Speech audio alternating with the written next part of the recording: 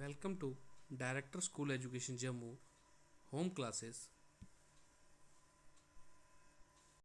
Good morning to all of you. आज हम class 7th का सेकंड चैप्टर पढ़ेंगे जो है इनसाइड आवर अर्थ।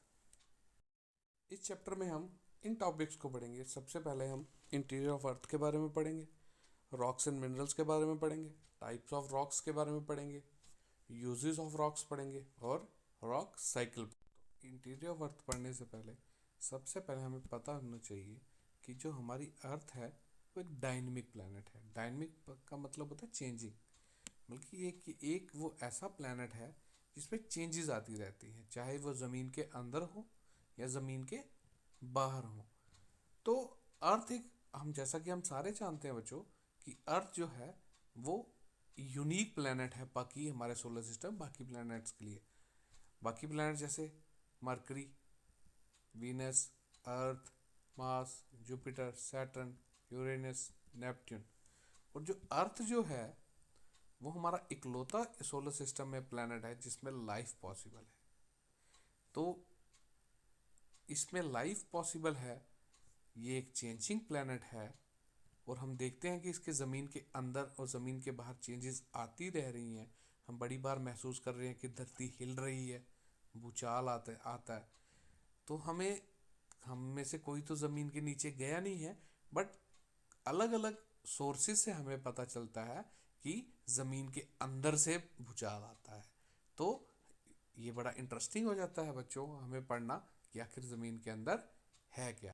तो सबसे पहले इंटीरियर ऑफ अर्थ पढ़ते हुए हमने में से कोई भी ज़मीन के अंदर नहीं गया, बट हम कहते हैं, साइंटिस्ट भी कहते हैं कि अर्थ और प्याज, अर्थ और अनियन का स्ट्रक्चर एक जैसा है। हम सब ने अर्थ तो अंदर से नहीं देखी है, बट अनियन सब ने देखा है। तो हम देखते हैं कि ओनियन में अलग अलग लेयर्स होती हैं ना, परतें होती हैं, छोटी छोटी परत होती है। एक परत निकालते दूसरी परत पर अंदर जाके एक वाइट सा कोर आता है ना। तो इसी तरह से अर्थ में भी अलग अलग लेयर्स हैं। जैसे ये देखिए, एक लेयर है, ये सेकंड लेयर है, ये थर्ड लेयर है अंदर। तो अर्थ भी सेम अनियन की स्ट्रक्चर की लेयर से बनी हुई है। बच्चों हम अगर परतों के हिसाब से अर्थ को पढ़ें तो सबसे ऊपर की जो लेयर होती है उसे क्रस्ट कहते हैं। उसको क्या कहते हैं? क्रस्ट कहते हैं। ये जो लेयर है इसे क्रस्ट कहते हैं। जो क्रस्ट के नीचे, इमीडिएट नीचे जो लेयर होती है, ये जो येलो कलर की लेयर ग्रेनाइट रॉक की है, इसको मेंटल कहते हैं। और जो सबसे अंदर जो होती है इस येलो से नीचे, उसे कोर कहते हैं।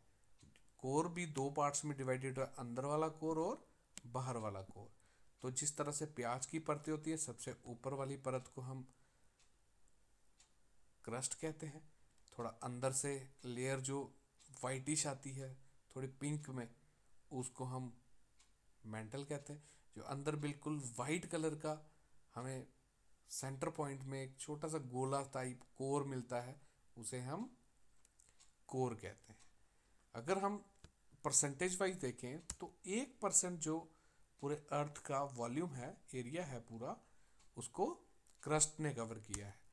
84% जो एरिया वो मेंटल कवर करता है और कोर ओनली 15% एरिया कवर करता है।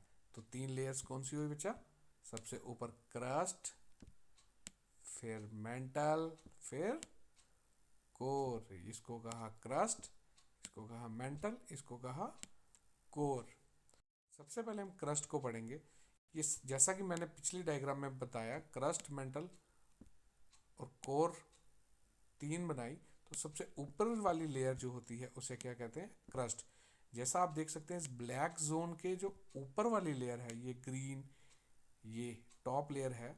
और ये ऐसी लेयर, क्रस्ट ही एक ऐसी लेयर होती है जिसके ऊपर ही पेड़ पौधे उगते हैं, सॉइल इसी पे होती है, इंसानों की ज़रूरतें यहीं से पूरी होती हैं, पानी इसी लेयर में मिलता है। ये सबसे थिन लेयर मानी जाती है, पतली लेयर मानी जाती है। अगर क्रस्ट को ही हम फर्दर डिवाइड करें तो क्रस्ट को हम 2 पार्ट्स में डिवाइड करते हैं।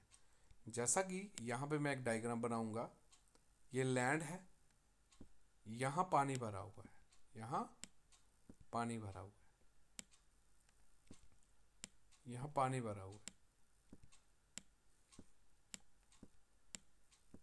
ठीक है, यहाँ पे वाटर भरा है, यहाँ पे इसके नीचे मेंटल आता है, ये इसके नीचे मेंटल है।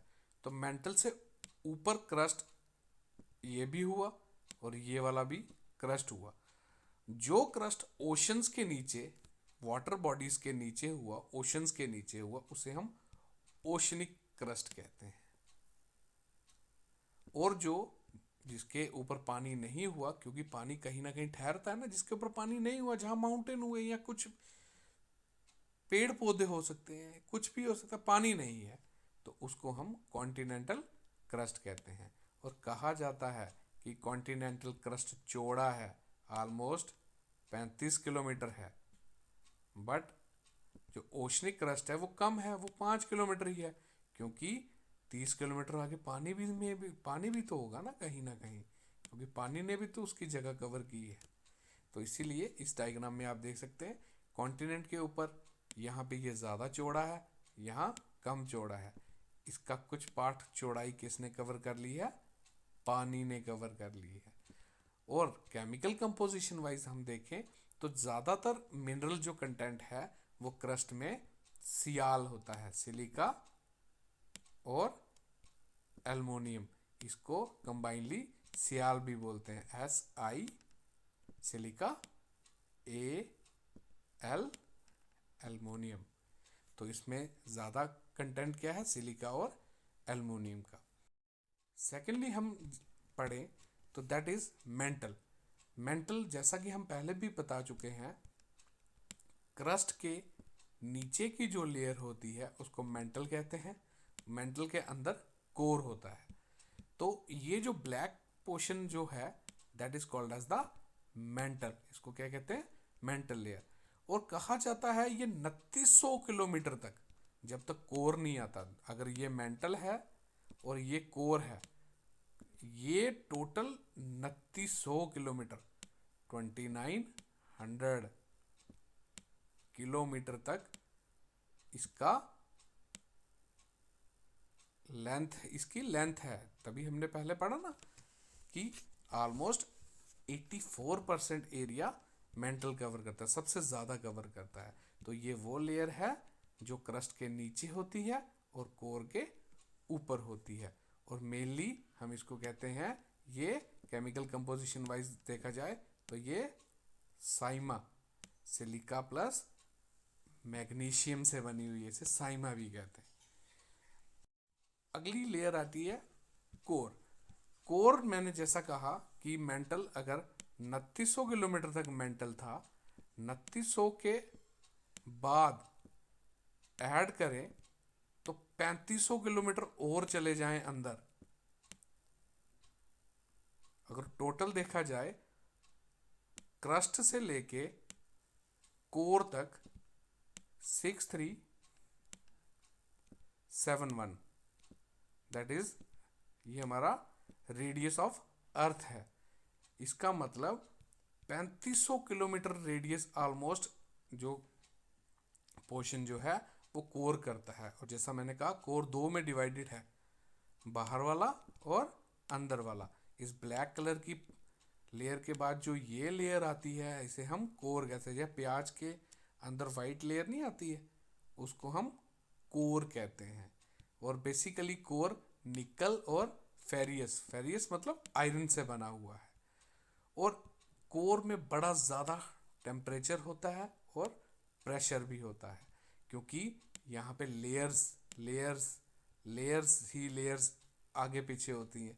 जब लेयर्स ही लेयर्स होंगी तो अंदर डेफिनेटली टेम्परेचर ज़्यादा होगा। अगर हम इसको हम आगे ज़्यादा एक्सप्लेन करेंगे जब हम रॉक्स के बारे में पढ़ेंगे। अब बात आती है रॉक्स और मिनरल्स की, कि हमने इंटीरियर ऑफ अर्थ के बारे में पढ़ा, तो हमने देखा क्रस्ट, मेंटल, कोर के बारे में पढ़ा। तो नेक्स्ट जो इम्पोर्टेंट टॉपिक है इसी चैप्टर का that is rocks and minerals. जैसा कि हम जानते हैं कि अर्थ जो है, अर्थ का जो क्रस्ट है वो वेरियस रॉक से बना हुआ है। और कभी कभार एक किसी रॉक में हम कहते हैं it is a composition of minerals.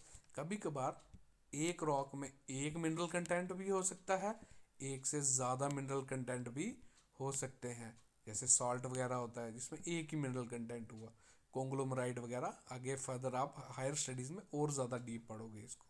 पर रॉक्स अलग अलग, पत्थर आपने देखे होंगे, कोई काले होते हैं, कोई सफ़ेद होते हैं, कोई ब्राउन होते हैं, अलग अलग कलर के होते हैं, अलग अलग साइज़ के होते हैं, कोई बड़े होते हैं, कोई छोटे होते हैं, अलग अलग टेक्सचर के होते हैं। कोई देखना बड़े सॉफ्ट होते हैं, कोई सॉफ्ट जैसे टैल्क, जैसे पाउडर वगैरह लगाते हैं टैल्क वगैरह, कुछ बड़े हार्ड भी होते हैं। तो अब हम रॉक्स के बारे में पढ़ेंगे। तो तीन तरह के रॉक्स होते हैं on the basis of their origin, जिस तरह से ये बनते हैं। एक होता है इग्निस रॉक्स, इग्निस रॉक्स जो कि लैटिन वर्ड इग्निस से निकला है, जिसका मतलब होता है फायर, हिंदी में इसे कहते हैं आग्नेय शैल। सेडिमेंट्री रॉक्स जो कि सेडिमेंट्री वर्ड से निकला हुआ है, इसको हिंदी में अवसादी शैल भी बोलते हैं। और metamorphic rock means metamorphose word से निकला हुआ है, इसका मतलब होता है फॉर्म और चेंज। इसको हम रूपांतरिक चट्टाने भी बोलते हैं। सबसे पहले हम पढ़ेंगे Ignis rocks. Ignis rocks basically बनता कैसे है। जैसा कि हमने पहले भी आपको बताया कि अर्थ अलग अलग लेयर से बना हुआ है। अब जैसे जैसे इस अर्थ में लेयर्स ऐड होती जाएंगी तो अंदर का टेम्परेचर ज़्यादा होता जाएगा। हम किसी इंसान को, यहाँ इंसान है, उसके ऊपर एक रजाई रखेंगे, दूसरी रजाई रखेंगे, तीसरी रजाई रखेंगे, फिर रजाई रखेंगे, फिर रजाई रखेंगे, तो उस आदमी को ठंड लगेगी कि गर्मी लगेगी? डेफिनेटली उसको क्या लगेगी? गर्मी लगेगी। गर्मी लगेगी तो पसीने आना शुरू हो जाएंगे। इसी तरह से अर्थ पे जब लेयर बाय लेयर ऐड होती जाती है तो जैसे जैसे नीचे चलते जाओगे तो टेम्परेचर ज़्यादा, मतलब गर्मी स्टार्ट होना स्टार्ट होती है। गर्मी के कारण पत्थर क्या होते हैं? पिघलने स्टार्ट हो जाते हैं। तो तो जब पत्थर पिघलते हैं तो वो मैग्मा में कन्वर्ट हो जाते हैं। मैग्मा में कन्वर्ट होते हैं। मैग्मा मतलब वो लिक्विड में कन्वर्ट, सॉलिड किस में कन्वर्ट हो जाता है? लिक्विड में। आपने देखा होगा पानी को आप कहीं पे भी रखें वो जगह ढूंढता है बाहर आने की। तो इसी तरह से मैग्मा अर्थ के अंदर की इन लेयरिंग की क्रैक से बाहर आता है और फट के बाहर आता है। वॉल्केनिक इरप्शन होता है। अंदर का मैग्मा जब ऊपर पहुंचता है अंदर के टेम्परेचर में, अंदर गर्मी ज़्यादा है पर बाहर गर्मी कम है, तो यहाँ पे वो मैग्मा कूल ठंडा होता है और जम जाता है। जब जमता है तो उसके बाद जो पत्थर बनते हैं उन्हें इग्निस रॉक्स कहते हैं। अब इग्निस रॉक्स दोबारा से एक बार रिपीट करते हैं कि ज़मीन के अंदर जब पत्थर पिघल गए कुछ एक डिस्टेंस पे, तो वो क्रैक्स ढूंढेंगे बाहर आने के लिए। क्रैक्स क्या ढूंढेंगे? बाहर आने के लिए। बाहर आके वो क्रैक के ज़रिए फट के बाहर आएंगे। बाहर, अंदर और बाहर के टेम्परेचर में फ़र्क होगा। बाहर आके वो ठंडे हो जाएंगे और जम जाएंगे। जब वो जम जाएंगे तो वो पत्थर की शेप या चट्टान की शेप लेंगे, जिसे हम इग्नियस रॉक्स कहते हैं। इग्निस रॉक्स दो तरह के होते हैं, इंट्रूसिव और एक्सट्रूसिव। देखिए वर्ड इन मतलब अंदर, एक्स ई एग्जिट करना बाहर, इन मतलब अंदर, एक्स मतलब ई ई एग्जिट करना, एक्सट्रूसिव। इंट्रूसिव रॉक्स वो होते हैं कि जो ज़मीन के अंदर ही रह जाते हैं। क्या पता कुछ रॉक्स को क्रैक्स मिलते हैं पर वो क्या पता ज़मीन के बाहर ही ना आ पाए, तो वहाँ पे जो अंदर ही सॉलिडिफाई हो जाते हैं उनको हम क्या कहते हैं? Intrusive Ignis rocks. जो बाहर आ जाते हैं उन्हें क्या कहते हैं? Extrusive Ignis rocks. देखिए जिस तरह इस तरह बेसिकली यहाँ से लावा बाहर आया, जो सीधा बाहर चल के ज़मीन के ऊपर आ गया और सॉलिडिफाई हो गया, पत्थर बन गए, वो बन गए एक्सट्रूसिव रॉक्स, जिससे जैसे बसाल्ट वगैरह होता है। बट जो मैग्मा अंदर छोटी छोटी क्रैक्स में चला गया, जिसको जमीन नहीं मिली ऊपर, वो अंदर ही जम गए, उसे कहते हैं इंट्रूसिव इग्निस रॉक्स, जैसे ग्रेनाइट वगैरह। इंट्रूसिव एक्सट्रूसिव समझ में आया ना। अब बात करेंगे second rock, that is sediments rock. अब जैसा कि मैंने क्या कहा कि कुछ रॉक्स मैग्मा फट के बाहर आया, यहाँ पे सॉलिडिफाई हो गया, यहाँ पे जम गया। जैसे ये मैग्मा आया, यहाँ से बाहर आ रहा है, यहाँ पे जम रहा है, पत्थर बन गए, इग्नेस रॉक्स बन गए। अब क्या इग्नेस रॉक्स यहीं पे खड़े रहेंगे? और भी तो मैग्मा आएगा और पत्थर बनेंगे, तो ये क्या होंगे? ऊपर वाले पत्थर with the passage of time, इसमें हवा से, ग्लेशियर से, बर्फ से जिसको हम कहते हैं, या पानी से, ये टूटना शुरू हो जाएंगे। जब टूटेंगे तो ये छोटे छोटे पीसेस से ऊपर से नीचे ट्रांसपोर्ट होंगे, या रिवर लेके चली जाएगी। हम देखते हैं ना रिवर अपने साथ कभी कभी रिवर लेके जाती है, विंड भी लेके, पत्थर धूल जब चलती है, वो क्या करती है, इन छोटे छोटे पीसेस को लेके रिवर के किनारे या प्लेन लैंड में इकट्ठा कर देती है, सेडिमेंट्स।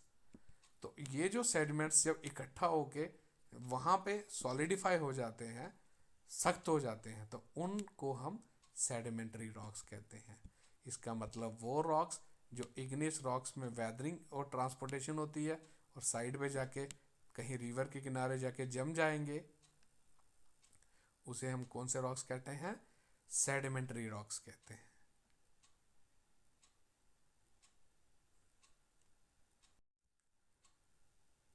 थर्ड इंपॉर्टेंट रॉक्स है मेटामॉर्फिक रॉक्स। जैसा कि मैंने क्या कहा था, मैग्मा जब बाहर आया, सॉलिडिफाई हुआ, ये इग्निस रॉक्स बने। इग्निस रॉक्स में वेदरिंग हुई, इरोजन हुआ, ये टूटे छोटे छोटे पीसेस में जब नीचे जाके रिवर लेके गई, ग्लेशियर लेके गए, विंड लेके गए, ये डिपॉजिट हुए, तो ये बन गए सेडिमेंट्री रॉक्स। अब मैंने आपको इसी डायग्राम में एक इस तरह से डायग्राम में बताया था कि ये बाहर आ रहा है, यहाँ से ये ट्रांसपोर्ट होके यहाँ गए, यहाँ पे ये सेडिमेंट्री रॉक्स बन गए। बट जब दोबारा से मैग्मा बाहर निकला, फिर डिपॉजिट हुआ, ये दोबारा इसके ऊपर लेयर बन गई, इसके ऊपर लेयर बन गई। तो ये वाली जो फर्स्ट लेयर थी, ये अब नीचे चली गई, ये मेटामॉर्फराइज्ड हुई प्रेशर की वजह से, हीट की वजह से। तो ये मेटामॉर्फराइज्ड हुई, तो जिसकी वजह से ये जो मेटामॉर्फराइज्ड हुए, इस रॉक्स को कहते हैं मेटामॉर्फिक रॉक। देखिए इग्निस रॉक्स, सेडिमेंट्री, जब मेटामॉर्फराइज्ड हुए तो इन्होंने अपनी शक्ल चेंज कर दी, फॉर्म चेंज कर दी, प्रेशराइज्ड हुए क्योंकि एक के ऊपर एक आए, तो ये मेटामॉर्फिक रॉक बने। अब मेटामॉर्फिक रॉक्स में कभी कभार क्या होता है, ये और ज़्यादा प्रेशराइज्ड और पत्थर आए और इग्निस रॉक्स में, तो ये कन्वर्ट हो जाते हैं मैग्मा में।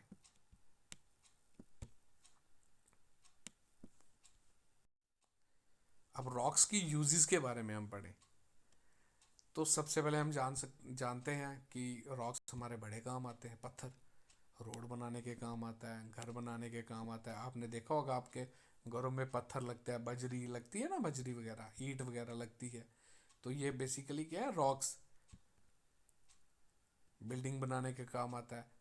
हम छोटे छोटे गेम्स भी खेलते हैं, जिससे सतोलिया नहीं खेलते, पिट्ठू जिसको बोलते हैं, हम 7 पत्थर लगाते हैं ऐसे, फिर एक उसको मारता है, फिर उसको आके हमने सेटल करना होता है, लगाने होते हैं। लड़कियां स्टापू खेलती है ना ऐसे, रेक्टेंगल बना के, अलग अलग घर बना के। यहाँ गीटियाँ खेलते हैं, छोटे छोटे गीटियाँ गीटियाँ गीटियाँ खेलते हैं। तो और रॉक्स का हम देखा जाए तो मॉन्यूमेंट जैसे हमारा रेड फोर्ट रेड सैंडस्टोन से बना है, ताजमहल हमारा वाइट मार्बल से। बट अब हम रॉक साइकिल के बारे में पढ़ेंगे। रॉक साइकिल पढ़ने के लिए जैसा मैंने आपको बताया कि ये अगर अर्थ है, यहाँ से मैग्मा बाहर आ रहा है, मैग्मा बाहर आया, तो जैसे ये फट के बाहर आया ज़मीन के बाहर, तो यहाँ पे ये इकट्ठा हुआ। तो इन रॉक्स को हम क्या कहते थे? जो मैग्मा बाहर आया और यहाँ पे इकट्ठा हुआ, इन इन रॉक्स को हम कहते थे इग्निस रॉक्स। अब क्या हुआ, with the passage of time ये रॉक्स, इग्निस रॉक्स, अब क्या मैग्मा एक बार इग्निस रॉक आने से रुक गया? नहीं, ये दोबारा आता गया, तो ये रॉक्स और ज़्यादा बड़े होते गए। तो धीरे धीरे पड़े पड़े इन रॉक्स में क्रैक्स भी पड़े होंगे, क्योंकि अंदर का टेम्परेचर अलग था, बाहर का अलग था। बाहर ठंडे हुए, वेदरिंग हुई, हो सकता है हवा की वजह से, हो सकता है पानी की वजह से, हो सकता है सनलाइट की वजह से। ये किसी तरह से ये रॉक्स टूटे, ये रॉक्स टूटे और छोटे छोटे सेडिमेंट्स के रूप में इनको रिवर ने, ग्लेशियर्स ने या हवा ने एक जगह से दूसरी जगह पे इसको ट्रांसपोर्ट किया।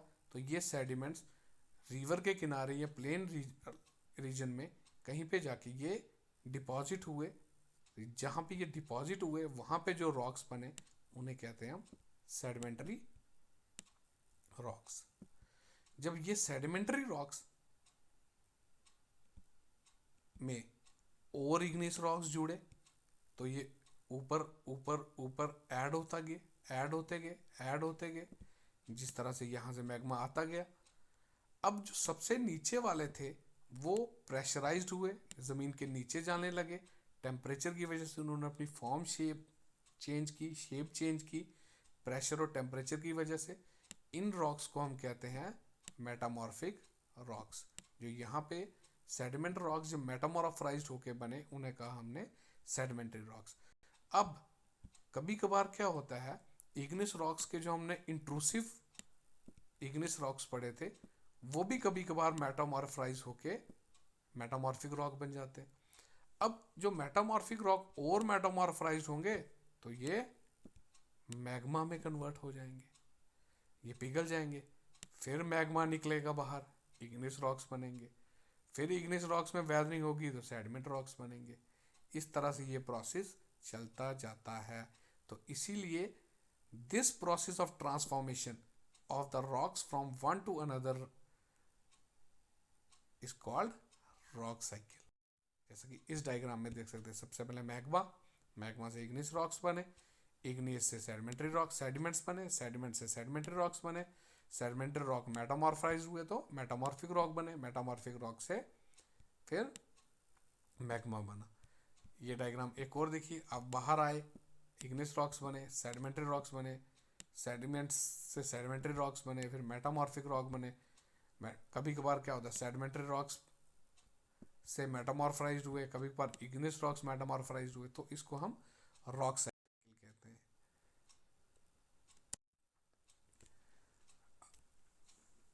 रॉक्स की हम बात करें तो कभी कभार रॉक्स एक मिनरल से भी बना होता है और अलग मिनरल से भी बना होता है, पर मिनरल कंटेंट होता ही होता है।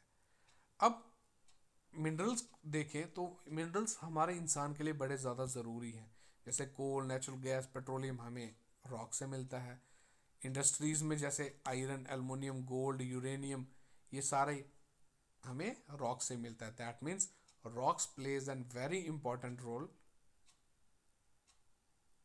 इन अवर लाइफ। हर एक की ज़िंदगी में पत्थर बड़े इंपॉर्टेंट होते हैं, खेलने के लिए भी और पहनने के लिए। जैसे सोना पहनते हैं ना, वो भी पत्थरों से। खाने के लिए भी नमक खाते हैं, वो भी तो पत्थर है। बच्चों, ये मैंने क्वेश्चन आंसर सॉल्व किए, टेक्सचुअल क्वेश्चंस आपको बड़ी हेल्प करेंगे। शॉर्ट आंसर्स भी है, मैच दो कॉलम भी।